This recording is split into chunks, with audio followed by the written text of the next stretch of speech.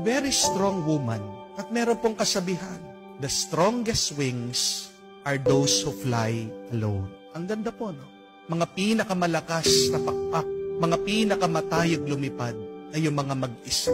When you are alone, God knows that you can do it. Bakit pinapabayaan ka ng Diyos sa mag-isa? Kasi alam niya kaya mo.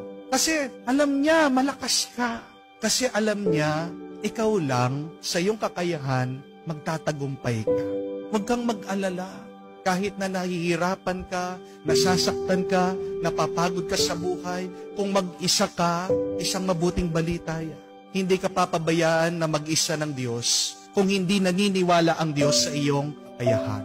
Remember this, our pains teach us to be stronger. Our tears teach us to be braver. And our broken hearts teach us to be wiser. Kung mag-isa ka, dumadaan sa mga pagsubok at problemang ito, ikaw ay tinutulungan lang ng Diyos maging mas malakas, maging mas matatag, at maging mas mataling. Trust in your ability. Trust in yourself.